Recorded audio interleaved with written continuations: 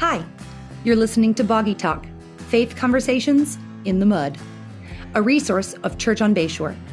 Well, hey, thanks for joining us today on Boggy Talk. We've got a lot coming up this week. Fall festivals going to be tomorrow. Yes, Fall Festival. Always so much fun. It is fun. It is fun. There's always so many people. And and as an extrovert, it's really enjoyable. Yeah, it really is. And if you're an introvert, it's maybe the most exhausting night of your life. I don't know. Yeah, but you can kind of like hide in the crowd. You can as bob an and introvert, weave. so Yeah, I think it's a exactly. good bob and weave. Bob and weave. Just dress up, get one of the masks. Wear a costume and nobody no one will knows. talk to you. Yeah, That's exactly. right. Did Put a you mask on. guys, when you were kids, did your churches celebrate or what did they do? I didn't go to church. That's true. So Okay. You heathen. we did like we were the Halloween family and went trick or treating. Yeah. And Did you guys have candy at your house or did you just go? so we lived kind of once out of Jacksonville, we lived kind of in a rural place, so no one came to our house. Like it was like on 5 acres, like nobody Okay. came to our. I mean, I think my mom like always hoped and put a small bowl of candy out there, but nobody did. So we would drive to town, to trick or treat. Yeah, we double dipped. I remember like when I was little, our church did like a fall festival, and then we also went trick or treating. We were never like super big. Like on the same night, or was it two different? I don't. Those details are fuzzy from When childhood. you were I don't at remember. the fall festival, were you like, those heathens that celebrate Halloween? And then Well, I do remember one fall festival. I don't know why you sound like a 6-year-old smoker as 8-year-old Justin. My voice was definitely like this. I those definitely had a heathens. Mickey Mouse voice. I do remember like the fall festival was like dress up as your favorite Bible character, but I'm like, Do churches still do that? They all look the same. Like everybody just shows up true. like as a That's true. shepherd. That's true. That's a good point. Was that the only thing you were allowed to dress up as was a Bible character? I think for that, I remember. But what about the one dude who dressed up as Joseph? You were like, oh yeah. Yeah. You can dress up as a Bible character, but it can't be the devil, right? You can't do that. But then we were like, as a family, to my recollection, like we weren't the family who like spent a ton of time like thinking of costumes. It was kind of like, what do you have in your closet? And that tradition. I don't see Anne as a big decorator. No, she does now. I mean, I for truly Halloween? don't. Yeah, like I Really? mean, fall. She does fall decorations. Okay. Yeah, like she does like the Yeah. that Yeah, kind of yeah. stuff. Okay. She listens to Boggy Talk. Hey, She does. she's Her gonna. and Poopaw That's listen right. weekly.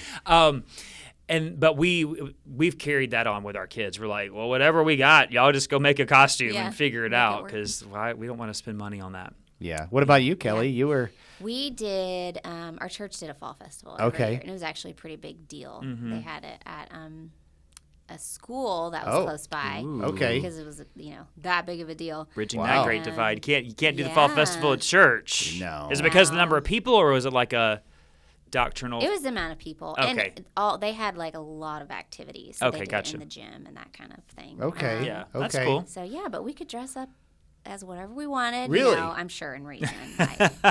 No scary costumes is probably Yeah. the subline. Yeah.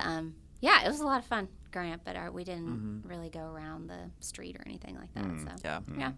Well, our fall festival is great. I mean, we have so many people who come on campus. I think last year was right around 1,000 or so. And our kids ministry, Lucas and the team, do a great job organizing it. So, way to go. I think Still- it's like thousands. Maybe I think it's like 5,000. on our campus. Yeah. 5,000 people. Yeah. What? I don't I know think if so. it's that Isn't I it? don't think so. I There's think no you're way doing it's some. only I think that's some 1,000. pastor math. Well, that would be. There's no way it's only 1,000. I think it's about 1,000. Really? I think last year it was over 1,000, but We have 5,000. 1,000 on a Sunday. And there's 5,000 so many people would here. like fill up Niceville's stadium. But they like come and go. I don't know. Well, I don't know. We have a great way to It's count somewhere either. in between. We'll fact check you. That's right. We'll We're get gonna back count. with you, Boggy listeners. and Like let you 5. know. Wow. Let's see if I can get Lucas's Are response you, by like, the end of this speaking it episode. into the universe that we're going to That's have right. 5,000? I'm just declaring You naming over it and Fall claiming Festival it? right now. Declaring over Fall Festival. There will be a multitude. We will have to 5,000. part the sea of the crowd. All right, we'll see. Hold on. He really wants to know right Yeah, now. I do. There's Okay. no way it's only 1,000, but we'll see. Well, that would so if there were 5,000, and let's just say a quarter of those were kids, that's 1,250. Yeah, you're starting to make a lot of sense. 40. 1,400. Okay, there we That go. was That's quick. Good. Hey, That that was was very quick. quick. Okay. Yeah, Okay, but so you- we both stand corrected. I went over, so you won. All right. Now we know. All right. I don't know why I thought This is the 5,000. Price is Right. When you started saying the parking thing, I'm like, yeah, 5,000. I'm like doing the math on the candy. It's like we have 40,000 pieces of candy, so that'd be 8 pieces of candy per all kid. you My get, kids, folks. I my meant kids including definitely. adults. Yeah. Yeah. But even then, that's a lot. It's a lot of people. Okay, that is a lot of people. It felt like a lot of people, Yeah. too. So, Yeah, that's just the number like registered, right? So it's probably 1,600 to 1,800. Yeah, on campus. Yeah. Okay. Well, It's like Easter. It's a lot. You just they just keep coming. yes. Okay. Well, there is still time to volunteer, and there's also still time to bring candy because I know we still need candy. We we need do need- 5,000 people. Yes, that's right. Bring the yes. We need the fishes and loaves scenario with candy. Yeah, so you could definitely visit our website and find that. But continuing with our Boggy Talk series. Are you cracking up? That You're I said cracking up. 5,000 people. That was Pastor That's Matt. really funny. I don't know why I thought 5,000. Okay, all right. okay. Well, Moving on. at our go. previous church, we always had this saying, like, and I don't doubt that he listens to this, but the previous pastor, his I name know was who you're Mark. gonna say, We Mark used to Siegel. say, and I love that guy so much, but we would always be like, well, last year there were this many people, and we were like, is that the real number or is that Mark math? Because he's like I'm not that guy, by the way. He is the epitome. He is the epitome of like the positive, Yeah, like he is. just like Yeah. love. I mean, Optimistic, and God uses that in His ministry, and I love Him for it. Yeah. Well, we love your enthusiasm for 5,000 people. So that's awesome. That's right. One day. One day, yeah. Actually, well, probably not. We are continuing in Judges, which is, we've talked about this. It's a weird book. And so our podcast series, this is the last of the Yes. weird, Strange and weird. things. And so if anything gets weird quickly, it's talking about money. So that's what we're going to talk about today is money. First, start it off. We'll just go in, start talking about tithing. Thought you were going to say, to start it off, the best things in life are free, but you can give them to the birds and bees. I want money. Money. That's what I want. Yeah, tithing. Yeah. So Should we? should we, like, what, I mean, there's so much to unpack there. Yeah. Controversy, you know. So people where feeling does tithing come originate? from. Well, do you want to start? No. Kelly's like, no, y'all. It originates in in the the Old Bible. Testament, the Bible, Bible. There you go. yes. That's right. It's not a man-made thing. It means Yes. a tenth, Yeah, right? The it means a actual word tenth, means and a you know it tenth. predates the law. I think people a lot of times that doesn't Good, appeal. good, Like there you good. go, it Yep, predates the yep. law when you talk about Abram and Melchizedek. You know it says that he offered a tithe of sacrifice to Melchizedek, and so I think the debate is, well, the New Testament doesn't say tithe. And I would say to that, actually, the New Testament, just like with everything else of the law, actually ups the stakes for Christians. You know, like Jesus says, you know, when you've heard it said, don't do this. Well, I say, if your eye causes you to, gouge it out. So like Jesus is always like telling us, and that's what the New Testament does. So the New Testament model is to sacrificially give. Right. So I think that's really the standard. Yeah. I would. There's ways I would approach this with people. I would tell to a mature Christian. I mean, tithing is the basement. To someone who is new in their faith, or maybe realizing that for the first time, I would say, hey, that's the goal. But let's take steps to get you there, because you probably, we all have the capacity to make financial choices that would potentially make tithing not possible in the immediate, but also like there is faith involved in it as well too. It is worship. It is an act of worship. And we can speak more to the church responsibility of that, Yeah. in the midst of budget season. But Yeah, I mean, Genesis chapter 17, right? 14 or 17. I'll check. It is is somewhere where in the teens. he did that for the first time, and then the law later said that it actually prescribed 10% for tithes and 10% for festivals, and then 10% every 7 years, so 3.3% for basically like another tax, think temple tax. So they were given like 23.3%, but the first tenth part was like really worship. There were concessions for that, for poor people, for people who live far away. So there was even God's grace in that. But in the New Testament, you definitely see descriptions of giving weekly to God through the local church in order to, for the church to function and for the mission to advance and poor to be cared for. And so that should be something we're doing today. And yeah, I really struggle with this when it comes to people in most contexts who are like, I can't do that because I'm just like, I know you and I know what you spend money on. Yeah. And I understand, like, you might not be able to go eat as nice food for some people. You might not be able to, it may cause you to question kids' activities. It may cause you to question vacations, but like, we're talking about worship. So like, it was just something, once the Lord got a hold of me, I was like, yeah, of course I want God in control of this area. And there are certain people who are like that.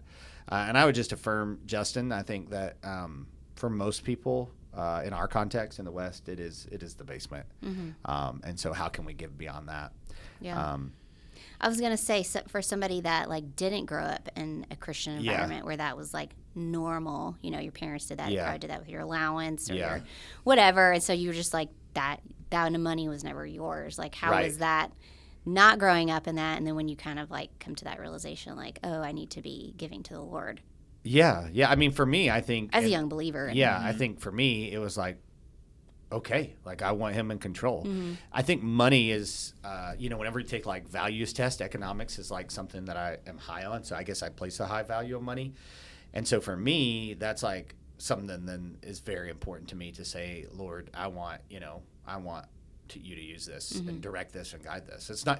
It's not just about what I see, him doing with it. It's cool come tax time because I'm like, well, wow. Like, and when I think about certain people, who I'm like, how do they do all the things they do? I'm like, oh, because there's a good chance they're not doing this. You know what I mean? Like, and not like comparing, but I'm like, oh, that's why we can't do that. But also like, wow, the Lord, I did that. That's grace. But but I would just say like ultimately like I want him in control of my finances.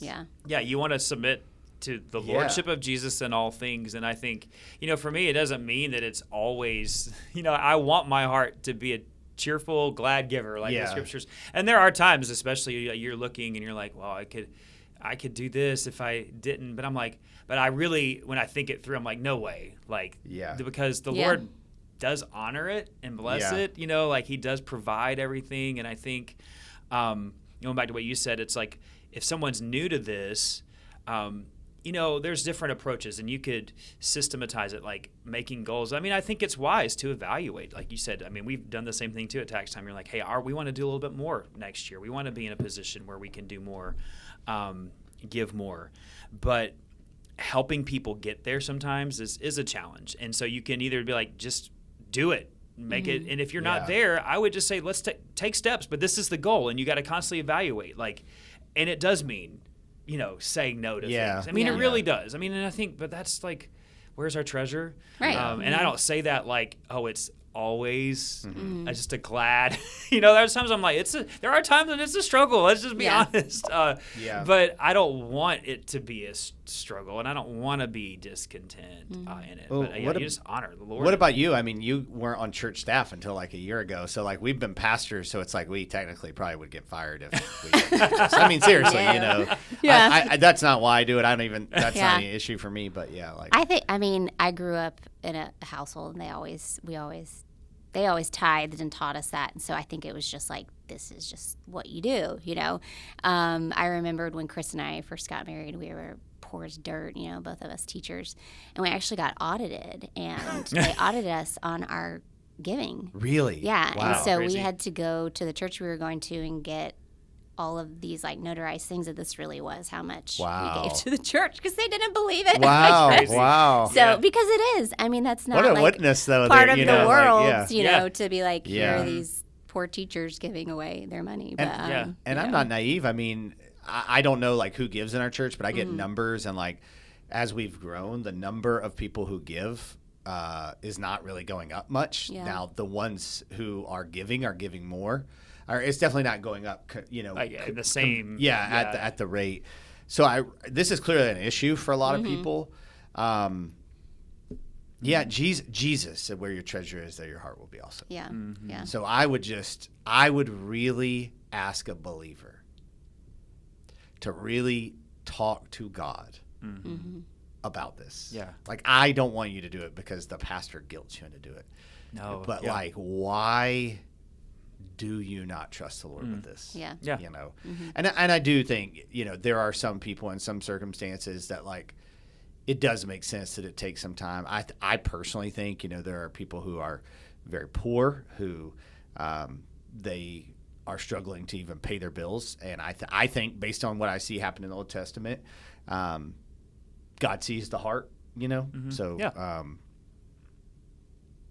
I don't get frustrated that I get frustrated the number of people who like, I mean, anyway, it's between them and the Lord. I don't.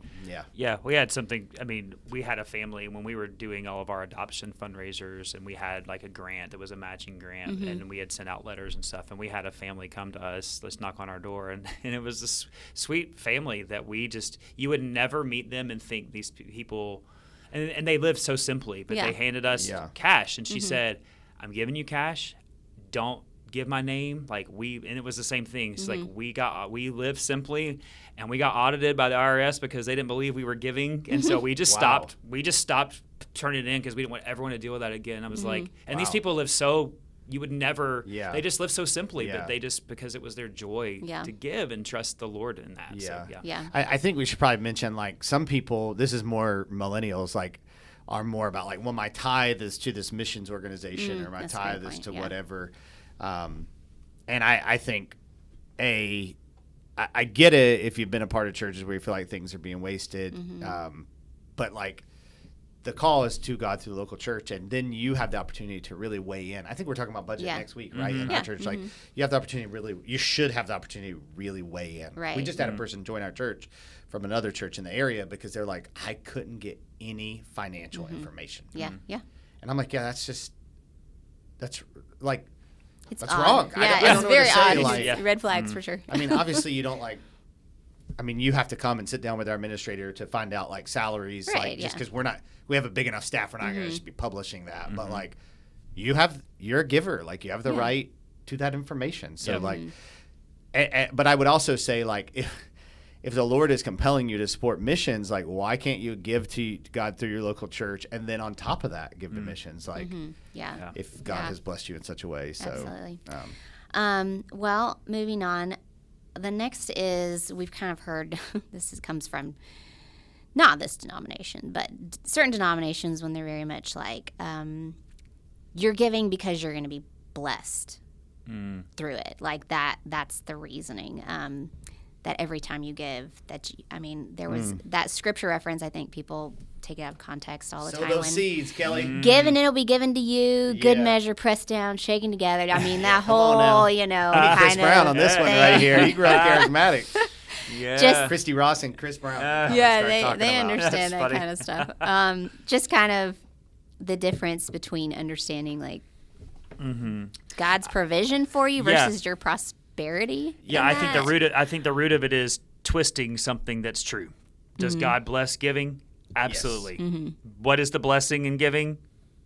We'll know in heaven. Jesus is the blessing. Like, in 2 Corinthians, like when Paul tells you, like, God desires a cheerful giver, then he goes on to say, and God is able to make all grace abound to you, so that at all times having all things. But he's talking about Jesus. Like, you can give because you got Jesus. And then, we just finished up studying Hebrews in our life group in chapter 13. He's like, be content with what you have. Because if you're not, and he's writing to a persecuted church who were facing like economic hardship because of following Jesus. He's like, because if you love money more than Jesus, you're going to abandon Jesus. Like, you're going to abandon persevering to the end because it's hard. Yeah. Is that where he also says, "I'll never leave you"? Yeah, exactly. Yeah, and it's like he's with us in it. And I think, like, does God bless it? Absolutely. Is defined blessing. And does he sometimes bless with more? Yeah. I mean, there's people that God keeps giving them abundance because, and I wouldn't say it's solely because, but they're generous and they and they're seeking ways to be more generous, and God uses those people. So does he bless? Yeah. I think there are principles in the Bible that the Lord definitely at times gives more resources to those who are faithful with them. But then there are also times in the Bible where the Lord takes away, and Job says, Yep. I'll still praise his name. He gives and takes away, you know? And so I think that we should be the people who say, well, I want to be the kind of person that God trusts with more resources for his, I want to be a vessel for that, but also with the recognition that I trust him. And so if he has a reason not to give me more, it's because he loves me. And I want to give because I love him, not because of that. And I mean, you could say that with anything as a pastor, like, you know, I mean, actually, I don't know about this anymore, but like most pastors are like, the more people I have, the more, you know, like we can do for the kingdom. And it's like, so I want to be the kind of guy that God trusts with, but also like, I'm fine with whatever he wants. You know, I think it's like that. Yes, it's really But there's definitely a lot of wacky teaching out there on this. Absolutely. Yeah, for sure. Because they know people love money. And it's like, okay, here's a motivation to give, right? It's so twisted. You're on the hook. I mean, 1 Timothy 6 really warns about teachers who are desiring to become teachers for gain. For gain. Yeah. Yeah, and it says godliness with contentment is great gain. Yeah. Well, that leads into the next one. Just success. People wanting that success financially, or even maybe just their name, you know, being known. See a lot of that. Yeah, I'm just glad we live in a town where people don't in a culture struggle where with that's this temptation. Yeah. I mean, it's like I was talking about this with Jacob actually recently, just in terms of like we do live, and it is Niceville, but it's also our area, and it's also our country, and it's also the world. Like everybody wants success, and and so it's not just it's in all of us, and like work hard for the money. That's right, and it's like pursuing excellence, but why? So like what is your motivation in this? Like, is it to glorify God? Is your motivation for success so that you can steward it for his glory, for his renown, for resources? Like, it comes back to motivation. And motivation. Motives matter. Yeah, motives matter. I think that, you know, we should want, I mean, hard work. God created Adam to work before the fall. Gave him a job before the fall. So that is a part of, that's a part of our DNA. And then, you know, men as a provider, I'm talking to men. I'll let Kelly talk to women more. You know, so like men should feel the responsibility to work and provide. And I don't think that means your wife can't work, but it should be your a guy's responsibility. I even say like all guys, if they can figure out a way that if their wife wants to stay home, that they can make it happen, then they do it. Like if that means 2 jobs, like so that should be a part of who we are. But we can become very worldly in that, where like we're not content and we're always driven. And if things are out of balance at home, we can begin to find more and more of our identity in that. Right. And the world will applaud you for earthly success. Good point. Yep. You know, your world may be just a circle, it may be whatever. And so I think what Justin said, motivation has to be it has to be checked. Whatever you do for the glory of God, as we said. So like not your own glory, you know? Yeah. So what did you guys feel like? I mean, this kind of goes along with that. But that whole success thing, and if we're giving God the glory enough, or us, like Force Frank, Devil Words, that whole controversy with, did you know? Wow. Yeah. Well, I got thoughts. We're going there. Yeah, I just think. Wasn't I going off about this yesterday? Yeah, okay. Yeah, I mean, you know, there's the controversy about him and the Dove Awards and not attending, but yeah, and then people be like, well, you didn't have a problem taking the money for the song. Yeah, and, yeah. You know, I'm like, I heard somebody say yesterday, they're like, someone just needs to take his phone away and stop posting on social media. I know. And I just, was like, actually- which Yeah. I agree. I'm like, Yeah. you just like. Because I feel like he's posturing himself for more followers, you know, and but that's part of your job, which is sad that it is that. I mean, let's deconstruct it all right now. But I just think like, I have more thoughts on that, but probably don't need to. It becomes alluring. Yeah, Meta like told me, you know, because it made me go to like professional mode. And then it told me like, hey, if you monetize, you would have made $5.60 last month. Yeah. Like, first of all, $5.60. Yeah, that's But, not even Starbucks coffee. I know, I Sell know. a Diet Coke or something. But for others, I think it's like that number is much higher, and so you begin to like monetize everything. I mean, I don't have a problem the fact that he's making music and making lots of money, and he even posted something saying, you know, what I do with that money, since I have the legal ownership of that, is between me and the Lord, and he doesn't want to talk about it, and so maybe he genuinely is very generous. Yeah, Right, so yeah. That part isn't necessarily the problem. It's the kind of inconsistency when you're like, well, I don't receive any awards for this. It's like,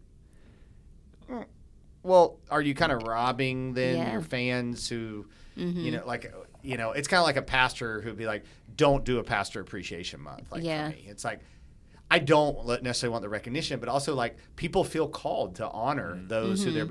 So like with Forrest Frank, like his music has been a huge there's blessing. Nothing wrong with an award show. Yeah, exactly. I think he's just confused and young. Yeah. Like, Right, honestly, you know. Very true. But I think it hits on a great point that like today, the line is just so blurry because of our culture. Yeah. Like I was saying, there's a generation in our church that you could work hard and not necessarily make money. Yeah. Then boomers, they worked hard and they made money, right? And the millennials didn't want to work hard and still wanted money. Like there's been this progression of like hard work should always equal money, and it's like that's not how most of the world has lived for history. Right. Yeah, yeah. So I think that because of our affluence in America and just our really idol of success and all of that, materialism can really be the next weird thing that comes along. And that can just be so convoluted, I think, too, because it's like we live in this culture. Material world. And I was about to say, we live in a material world. Everything has a song. Especially with money, right? I was not going to go I thought there. you were about to say it. I thought you were about to say it. really That would have been great. Sorry. I just leave it to y'all to do that. But Well, you skipped over women and success, so I'll let you just talk about materialism then. I didn't even see that. Was that on there? It wasn't on there. No, He just said it earlier. I said I'll talk about the guy's perspective women's and women and success. hard work and all that. Yeah. I mean, I think everybody's very different in that, and I mean, I agree. I think that the husband should be, you know, the primary breadwinner. You use that terminology, but I do think that if a woman wants to work, then that's totally fine. I think for me personally, I'm glad you aren't working here against your convictions. yes, that would be awkward. Right. Yeah, I just think for me, like I would be bored at home. Like my brain needs, you know, to be working towards something. It just, that's just how I think God created me, and it's been awesome to be in a place where I think He can use my gifts for His glory, and that's, you know, I don't know if He'll always want me working or whatever, but you know, you just take like when my kids were little. I wanted to be home with them, you know? And so Chris at that point was just teaching. And so he started teaching at the college. He started tutoring. He started doing a lot of extra things so I could stay home. What a guy. That's awesome. He is, yeah. And then when it got to a point where he was in a position later that it was like, okay, I can go back to work if I want to. It was always my decision. And he has always said from the beginning, like, if you don't want to work anymore, that's totally up to you. So I'm very appreciative. I guess I would ask with that, like, I love that. I think your wife stayed home, right? And, up until recently. Yeah, until now your kids were older, and Chris. We keep having younger kids, so. But I was saying every guy should allow his wife to do that if she desires to. You know, not like he should make her stay home, you know, necessarily. But I guess I think what kind of convolutes all that. Is materialism can cause you not to even ask those questions you should ask, and so because you have to do it so that you can have everything that people around have. There's this standard in the world that this is what I remembered. Somebody, it was a pastor of a different church. He said when his daughter first got married, he realized that she thought that they were supposed to have everything that him and his wife had at that stage of life, and they were like, "No, you know, we've worked this whole time to do these things," and so it's like. I think that certain generations have that. They just think, well, when I'm here, I'm expected to have this and this and this and this. And a lot of it is very materialistic. And social media has made that I know. so much worse. You know, even just I mean, everything. Parties, like... Yeah, everything has to be the most and the best. Yeah, and I think especially for females, too, when they're just, looking at all of that, too, like home things. What does your home need to look like? What do your clothes need to look like? The standard that puts out there, it is very materialistic, and so therefore you have to have more money, and so, your priorities just get very confused easily. So, yeah. That's good. So the next one, we kind of talked about this a little bit in the blessings for giving, but really it comes out of like word of faith movements, and it was the prosperity gospel. So just that whole like name it and claim it brand. Yeah, it's very damaging to people. And maybe we should explain what the prosperity it gospel really is. It is by definition damaging to people. But it is definitely the name it, claim it. Like if you do this, God will do this. If you give this, God will return it to you tenfold, right? Tenfold is usually or whatever. 5,000-fold. I'll take that one. No, I'm just kidding. But I think that is essentially what it is. That God now, because you have done this, God is now on the hook for this, and He has to. And it's a twisting of what we talked about earlier with the blessings. Yeah. In Mark 14, I think, Jesus says to Peter, because Peter's like, well, we left everything for you. What will we receive? And He tells them, you will receive 100-fold for... There's no one who's left, husband or whatever, wife, land, receive 100-fold. Well, but in no way does it say like 100 times that. His point is that like what you're going to receive is, and he's not using the exact number, he's using hyperbole, is so much infinitely better than what you're giving up. Yeah. What you receive in me is so much better. And he also says with persecutions and that. So like I don't often hear that preached in that context. True. You know? I think it's just a recognition that Jesus is that much better. Like the life with Jesus is that much better. And I would think the prosperity gospel, the danger of that is not just like, it's not just the tension of like, okay, well, I believe God will keep trusting me with more as I'm faithful with more. Like, it's the idea that like God owes me more, and this is the reason I'm doing these things. And it very may well indeed be a damning belief. Right. Yeah. Like you don't actually believe in the gospel of Jesus Christ. You believe in the prosperity gospel. This came up in conversation with someone recently where they were like, I have done these things and I just expected God would do this by now. Wow. It's like, well, you have basically created a works-based faith by saying that. Like he's a genie, basically. Yeah. I mean, it's so sad to me too, because then I think like even people that come, they're probably new believers, or if they are and they're in that movement, how sad it must be for them that even in their like just immaturity, naivety, whatever, that they're thinking like, well, this person, this pastor or whatever, I'm trusting them. They're saying that if I say these things or I claim this, that God's, and they might even be pure in heart thinking that, and then how fracturing it is to their walk with the Lord whenever it doesn't happen. Right. And so they're, and I'm just like, that is just it's so skewed. Well, essentially what prosperity gospel does is it exchanges the hope of heaven and tries to translate that to the earth. Yeah. And while we do have like the Holy Spirit abiding in us, we have the presence of the Lord with us, like there are things that there are rewards in heaven. There's a hope that is to come that we're just trying to get now by works. I mean, essentially that's the prosperity gospel. Paul Washer, who I'm really not a huge fan of Paul Washer's delivery in general, he said one time in a sermon, it was just really good. He was talking about Joel Osteen and all their criticisms of Joel Osteen, and he was like, it's more troubling that millions of people would want to believe what Joel Osteen says than that Joel Osteen exists. And like that's the truth, I think, that you said, like some people are just brought into it and they're used and they see the light, but some people never see the light because they want that to be true so bad. And that's where I say, like, it's about God and His Word, and there's a lot of tension in the faith, of God makes it rain on the righteous, the just, and the unjust. Like there's not a formula. You know, there's a life that he's called us to live individually that we're to be content. And if anything, the Bible preaches the opposite. Yeah, I mean, like the Sermon on the Mount, the whole just upside down kingdom. And I'm like, I guess they just didn't read that part.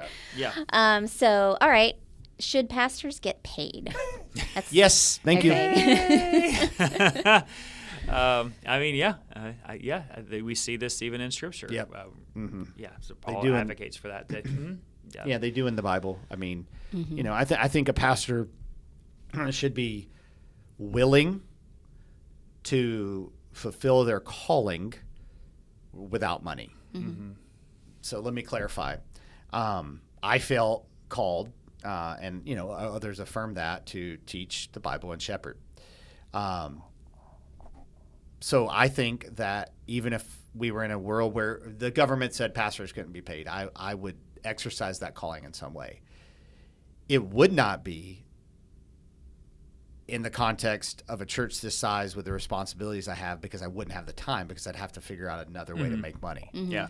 So I do think like the heart of the pastor should be not to get rich, not to just to provide for his, so I would say like to do what God's calling him to do, but he's also calling him to provide for his family. So like pastors who are like absolutely starving their family out for the call, like I actually think are being unfaithful. Right. Yeah. Like, and there was a period in the time where churches like some churches, Baptists specifically, felt like it was like a badge of honor to like starve their pastor.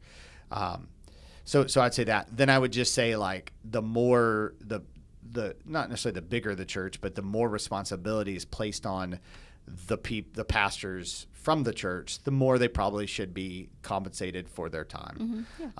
Now, you know, when you get into the mega church model and all that, it's like, that's people are like, how much should they? And that's it's tricky.